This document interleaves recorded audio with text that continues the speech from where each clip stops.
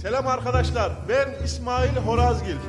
Bugün atmış olduğumuz renk RAL 7039.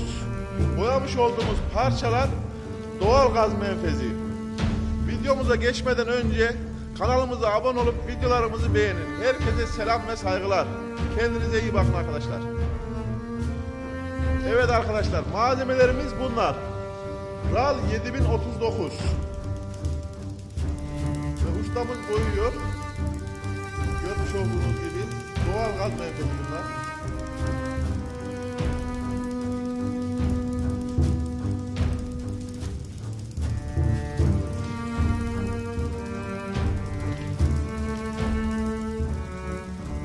Ve ustalarımız boyamış olduğumuz malzemeleri şu an fırına yerleştirecekler arkadaşlar. Daha önce boyamış olduklarımızda RAL 7016 antrasit gri şu an fırının içindeyim.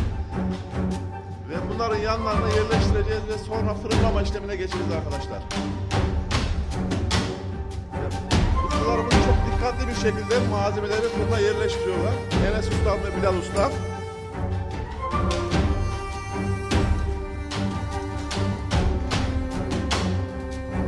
Çok dikkatli davranıyorlar maşallah.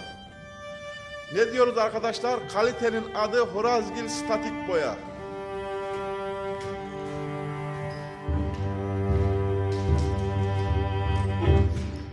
Evet arkadaşlar, kaldığımız yerden devam ediyoruz.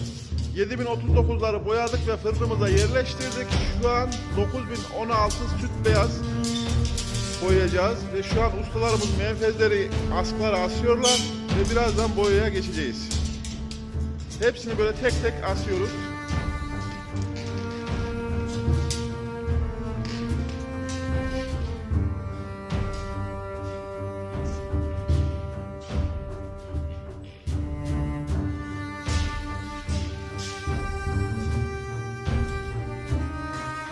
Ve malzemelerimizi asma işlemi bitti arkadaşlar. Boyaya başlıyoruz.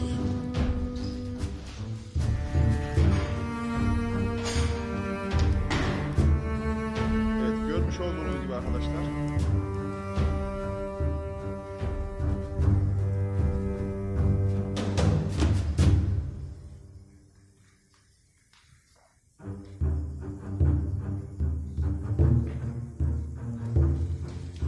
Çok özenli ve dikkatli bir şekilde boyuyor ustamız. Kalitenin adı Horazgil Statik Boya. Boyamış olduğumuz menfezler doğalgaz menfezi.